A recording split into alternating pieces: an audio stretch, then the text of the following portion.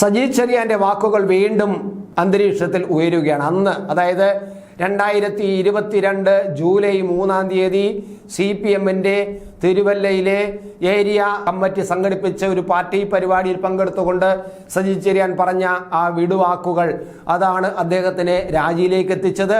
പിന്നീട് പോലീസിനെ കൊണ്ട് ഒരു ക്ലീൻ സീറ്റ് നൽകുന്ന ഒരു റിപ്പോർട്ട് കൊടുപ്പിക്കുന്നു മജിസ്ട്രേറ്റ് കോടതിയിൽ. ആ മജിസ്ട്രേറ്റ് കോടതി ആ റിപ്പോർട്ട് വെച്ചിട്ട് സജി ചെറിയാനെ ക്ലീൻ ആക്കുന്നു. അതോടുകൂടി അദ്ദേഹം വീണ്ടും ഇതാ കോടതി കുറ്റമുക്തനാക്കിയെന്ന് പറഞ്ഞ് വീണ്ടും മന്ത്രിയാകുന്നു.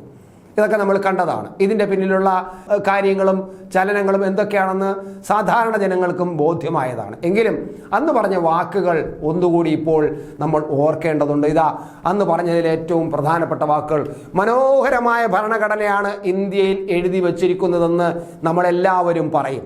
സജി ചെറിയാൻ അന്ന് പ്രസംഗിച്ചതിൻ്റെ ഒരു പ്രധാനപ്പെട്ട പോയിന്റുകളാണ്. രാജ്യത്തെ ഏറ്റവും പ്രധാനപ്പെട്ടത്, ഞാൻ പറയും, ഇന്ത്യയിൽ ഏറ്റവും കൂടുതൽ ജനങ്ങളെ കൊള്ളയടിക്കാൻ പറ്റിയ ഭരണഘടനയാണ് എഴുതി വച്ചിരിക്കുന്നത്. ബ്രിട്ടീഷുകാരൻ പറഞ്ഞ് തയ്യാറാക്കി കൊടുത്ത ഒരു ഭരണഘടന ഇന്ത്യക്കാർ എഴുതി വച്ചു. അത് ഈ രാജ്യത്ത് 75 വർഷമായി നടപ്പിലാക്കുന്നതിൻ്റെ ഭാഗമായി രാജ്യത്ത് ഏതൊരാൾ പ്രസംഗിച്ചാലും ഞാൻ സമ്മതിക്കില്ല. നോക്കൂ, വെറും ബ്രിട്ടീഷുകാർ പറഞ്ഞു കൊടുത്തതിനെ അതേപോലെ പകർത്തിയെടുത്ത് എഴുതി വെച്ചിട്ട് ഇന്ത്യൻ ഭരണഘടനയാണെന്ന് പറഞ്ഞു. അത് വലിയ കേമത്തരമാണെന്ന് പറയുന്നു. പക്ഷെ ആരൊക്കെ പറഞ്ഞാലും ഞാനത് സമ്മതിക്കില്ല, അത്ര കേമത്തരമല്ല എന്നാണ് ഈ സജി ചെറിയാൻ്റെ പ്രസംഗത്തിലുള്ളത്. ഈ രാജ്യത്ത് ഏറ്റവും കൂടുതൽ കൊള്ളയടിക്കാൻ പറ്റിയ ഏറ്റവും മനോഹരമായ ഭരണഘടനയെന്ന് ഞാൻ പറയും. അന്ന് പറഞ്ഞതാണ്. ഇതിനെയാണ് നമ്മുടെ പോലീസ് റിപ്പോർട്ട് ഭരണഘടനയ്ക്കെതിരായിട്ടോ രാജ്യത്തിനെതിരായിട്ടോ ഒന്നും പറഞ്ഞിട്ടില്ല നമ്മുടെ പോലീസ് റിപ്പോർട്ട് നൽകിയതെന്ന് നമ്മൾ കാണേണ്ടതുണ്ട്. ഇനി ഞാൻ പ്രസംഗം വീണ്ടും പറയാം.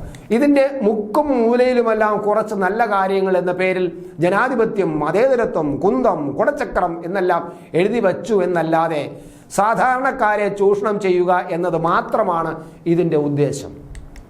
നോക്കുക, ഇന്ത്യൻ ഭരണഘടനയെക്കുറിച്ച് അദ്ദേഹത്തിൻ്റെ പരാമർശങ്ങളാണ്. എന്നിട്ടാണ് ഞാൻ ഭരണഘടനയെക്കുറിച്ച് ഒന്നും പറഞ്ഞില്ല എന്നാണ്.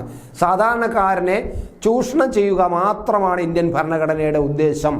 ഒരു ഇന്ത്യക്കാരൻ, ഒരു ഇന്ത്യൻ പൗരനാണ് പറയുന്നത് എന്നത് ഇന്ത്യൻ ഭരണഘടനയിൽ തൊട്ട് സത്യപ്രതിജ്ഞ ചെയ്ത് മന്ത്രി കസേരയിലിരിക്കുന്ന നമ്മുടെ ഖജനാവിലെ പൈസ എടുത്ത് സ്റ്റേറ്റ് കാറിൽ കറങ്ങി നടക്കുന്ന നമ്മുടെ മന്ത്രിയാണ് ഈ ഭരണഘടന ഇങ്ങനെ പറഞ്ഞിരിക്കുന്നത്.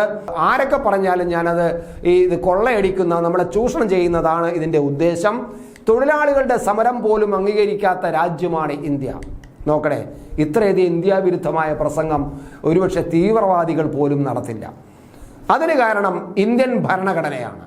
തൊഴിലാളി ചൂഷണത്തെ അംഗീകരിക്കുന്ന ഭരണഘടന രാജ്യത്ത് അംബാനിയും അദാനിയുമെല്ലാം വളർന്നു വരാൻ കാരണം ഇന്ത്യൻ ഭരണഘടന അവർക്ക് നൽകുന്ന പരിരക്ഷയാണ്. അവർക്കെതിരെ എത്ര പേർ സമരം ചെയ്യാൻ പറ്റും? കോടതിയും പാർലമെൻറ്റുമെല്ലാം മുതലാളിമാർക്കൊപ്പമാണ്. മുതലാളിമാർക്ക് അനുകൂലമായി മോദി സർക്കാരിനെ പോലുള്ളവർ തീരുമാനമെടുക്കുന്നതും പ്രവർത്തിക്കുന്നതും ഇന്ത്യൻ ഭരണഘടന ഇവർക്കൊപ്പമാണ് എന്നതിൻ്റെ തെളിവാണ്. നോക്കുക, ഞാൻ അതിനെ ഓരോന്ന് വിശദീകരിച്ച് പോകുന്നില്ല. ന്യായമായ കൂലി ചോദിക്കാൻ പറ്റുന്നില്ല. കോടതിയിൽ പോയാൽ പോലും മുതലാളിമാർക്ക് അനുകൂലമായിട്ടായിരിക്കും തീരുമാനമുണ്ടാവുക. ഇന്ന് കയ്യൂക്കുള്ളവൻ കാര്യക്കാരനാവുന്നതാണ് ഭരണകൂടം അവർക്ക് അനുകൂലമാവുന്നത് കൊണ്ടാണ് അങ്ങനെ വരുന്നത്. തൊഴിൽ നിയമങ്ങൾ ഇല്ലാതാവുന്നത് ഈ ഭരണഘടനാ നിയമങ്ങൾ രാജ്യത്ത് നടപ്പിലാക്കുന്നത് കൊണ്ടാണ്. 8 മണിക്കൂർ ജോലി, 8 മണിക്കൂർ വിശ്രമം എന്നൊക്കെ ഇല്ലാതായി. ഇവർക്ക് ഈ ഭരണഘടന സംരക്ഷണം നൽകുന്നുണ്ടോ? നാട്ടിലുണ്ടാകുന്ന ഏതു പ്രശ്നത്തിനും കാരണം തൊഴിലാളി സംഘടനകളാണ് എന്നാണ് കുറ്റപ്പെടുത്തുന്നത്. കൂലി കിട്ടാത്ത കാര്യം ചോദ്യം ചെയ്ത് കോടതിയിൽ പോയാൽ ആദ്യം ചോദിക്കുന്നത് എന്തിനാണ് സമരം ചെയ്തത് എന്നാണ്. ഇങ്ങനെയുള്ള ഒരു പ്രസംഗങ്ങളാണ് അദ്ദേഹം നടത്തിയത്.